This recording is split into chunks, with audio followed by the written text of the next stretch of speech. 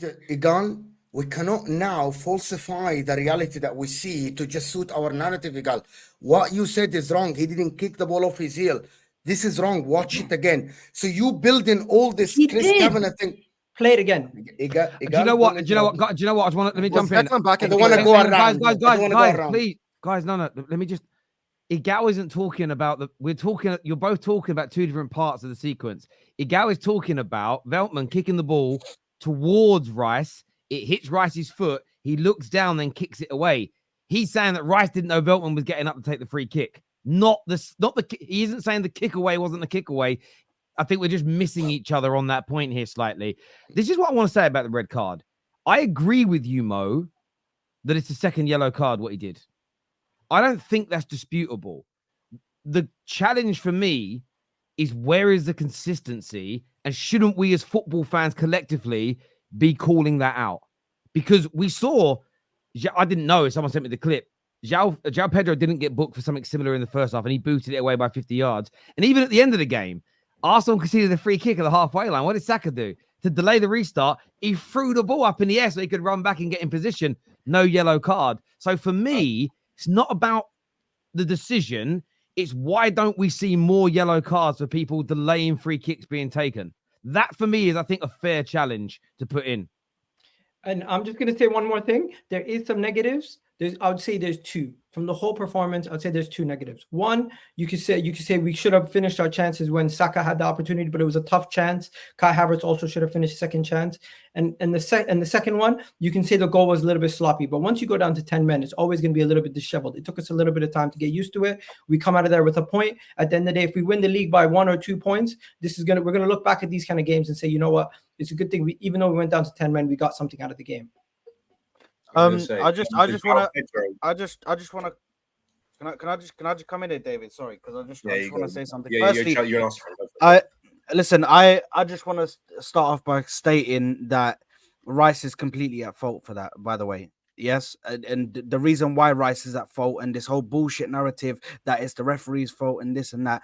The referee, if we're actually looking at it objectively and taking away our bias for our own team, if you look at what the ref has done there, the ref has gone by the rules. The rules state if a player kicks it away, he is then liable and allowed to give them a yellow card. He is allowed to give them a yellow card. The fact that we're sitting there saying, oh my God, the ref, why is he giving him a yellow card for something that is a yellow card? It's a yellow card, bro. That is a yellow card. Now, Rice looks, Dio's speaking, but he's on mute. Rice looks down at the ball. He knows that the ball is there. Rice knows that the ball is there. He looks at the ball and then he kicks it. It's intentional. It's not like accidentally or he's just walking or he's trying to run and then it's hit off of his foot. And Rice, as a player who's been a captain for West Ham, has played in very, very, very tough situations, has played in high-pressure situations. Rice, as a professional and as somebody who we say is captain material, all of us Arsenal fans say Rice is captain material. Rice is the guy that's on the pitch, always telling people what to do, always being the main person on the pitch that's trying to dictate everything and tell these people, go do this. You know what I mean? Don't press too hard on them. Always giving instructions on the pitch. He's always one of the loudest on the pitch, yeah? So we speak about Declan Rice as this captain material. Why are we not going to criticize him when he makes stupid mistakes like a rookie, like someone that's just come into the Premier League and played in here for the first time? It doesn't make sense to me. So for me, I blame Rice. Majority of the blame goes to Rice because that's a very stupid mistake to make, knowing firstly that you could possibly get sent off because you already have a yellow card, and also knowing that the next game is the North London derby, bro. Why would you get yourself sent off in regards or risk yourself getting sent off when the North London derby is the next game, bro? Which is a hard game already, bro. We need you. Why did Saka? Why wasn't Saka booked? Why wasn't Saka as well booked? Saka should have been booked. Saka should have been booked. Raya was booked.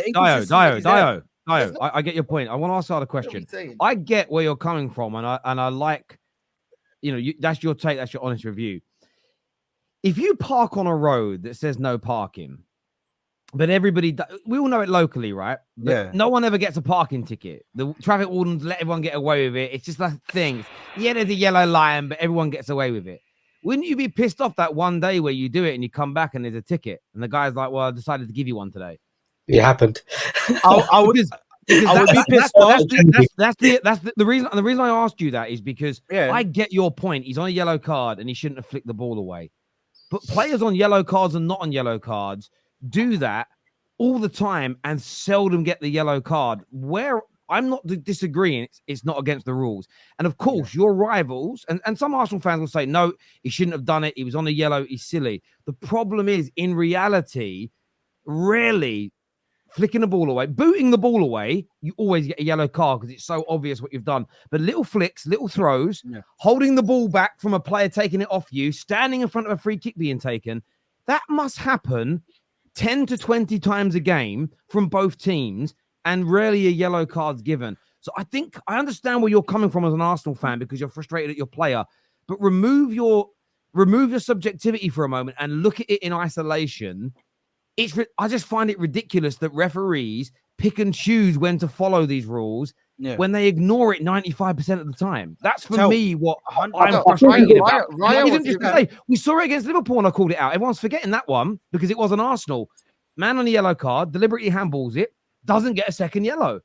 And the world forgets about these things and we fucking shouldn't. Football fans should be on this shit. Terry. On it. Raya was given a yellow card for David, sorry, just 10 seconds. So sorry, David started. Let's go to David on this. I'll come over after you afterwards. No, I was just going to say, like, first of all, before we get into it, the João Pedro one is different. The ball was literally just gone out of play and he kicked it because he thought he could get to it. That's a different situation entirely. So I don't know why people are going on about that. That wasn't the case. No, the ball was David. He kicked it. Do you know how I know you're bullshitting? David, do you know how I know you're bullshitting? Shall I tell you why? Shall I tell you why?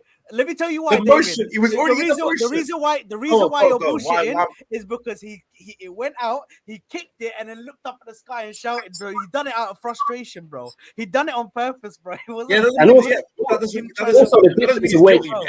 Anyway. Also, hold on. Hold on. My point is, again, why I'm confused about why everyone's going, why is it not given every single time? Is because how many times in a game do you see someone commit a yellow card challenge and the ref says you got one more?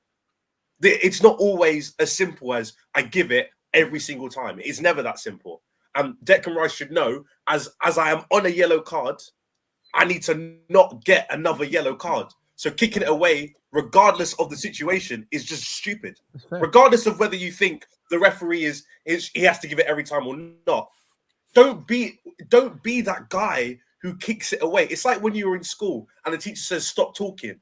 Yeah, the girls in the corner might be chatting, but if you're talking as well and you get told off for it, like, why are you complaining? You should. And when you were a young kid, you were like, why is it coming at me? But when you got older, you went, hang on a second, I was speaking, so I should be quiet. So why it gets to this situation? Everyone's like, oh no, but he didn't give it to Pedro and he didn't do this. David, hang on, David. No, I'm calling you out here. Why are you advocating for inequality, bro? Okay. David, can I ask you a question, David? Can I ask you a question, David? Yeah, go for it. Yeah. Why are we not calling out the Bukayo Saka one? Bukayo Saka deserved the yellow card as well. Bukayo Saka deserved the yellow card in the second half. Why are we? Hold on. Let me finish. And then right after that, David Raya delayed the game, and David Raya got a yellow card. So explain to me the inconsistencies between what these three players who play for Arsenal did. You're gonna give Declan Rice a yellow card, not give Bukayo Saka, but then go on and give David Raya. The point for me is this: I get it. By the letter of the law, it's a foul. And if you're going to give it, be consistent with it. If you're not consistent with it, I will see it as you being biased. It's that simple. Yeah. It's not a hard thing. If you're going to follow the law, then follow the law to the T with every single person, and let us be like, oh, you know what? He was consistent across the board. Everybody got a yellow card. Everybody who delayed got one. But I'm not even going to speak about what Brighton did. I don't care what their player did. If you don't want to give Brighton, okay, in the Arsenal team, I've mentioned 3 incidents by 3 Arsenal players. You gave 2, you did not give 1. Why? It's main character syndrome. That's my point. Hold on. I'm not going to speak. Let's go to Nathan. Let's go to Nathan for a second. What are you saying about main character syndrome? Last week, we praised the referee for using common sense. Yeah, when Ben White had that incident, when Saliba and Ben White had the incident with McGinn, right? When they all kicked the ball at each other, right? We looked at it as using common sense. The referee could have booked people, could have put people on cards, but he decided to apply common sense, right? The João Pedro one, why it's a moot point here from David is because he wasn't in control of that ball. He smacked that ball and he was never going to catch it. It wasn't like he tried running on with the ball. He hit, there was no one to pass. He was the last man with that ball and he cleared that ball towards the goalkeeper, right? In regards to Declan Rice, yes, he was naive by touching that ball. We can all criticize Declan Rice's naiveness from touching that ball. However, also, the referee needs to apply common sense, right? You're changing the game. Is it necessary? Or is this something that you've applied consistently throughout the game? Is this a foundation, a principle you set through? Because sometimes we go to games, we watch certain games and referees put in a straight away, first bad tackle is yellow card and players know what type of game they're playing. That wasn't the case today. So the referee's picking and choosing when he wants to apply the rules. And that is the problem. If this was consistently applied, I'd have no problems. I'm happy to openly criticize Declan Rice and say, for an experienced player who's come in to make the difference, £100 million, he should know being on a yellow card, let's stay away from that. But the referee wants to play main character and wants to have an impact on the game. And that's my problem with Premier League officials. They always want to be the people in the spotlight, as opposed to just playing the referee in the game and managing the game. And that wasn't it. And it changed the whole complexion of the time. And that's what we can criticize. I think it's fair to criticize both. But let's not throw all the blame onto Declan Rice and all, as if it was just him. And the referee consistently applied that law. I didn't though, Nathan. I didn't though. If you heard me, I said the ref is partially to blame, of course, but majority of the blame for me personally does go to Rice because he should be because let's just quickly go back to because Tel dropped an analogy there that he used.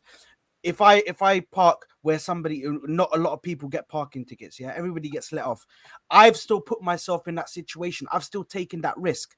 So knowing that I could get punished for it, never give the guy an opportunity to book you is the way I look at it. But I understand the consistency is a massive problem in the Premier League, that they never consistently book people and they don't use common sense. And that's a very good argument that he's not used common sense there to realize how detrimental this could be if he takes Rice out the game. Not even just detrimental, how insignificant the touch was, right? It didn't delay the game significantly.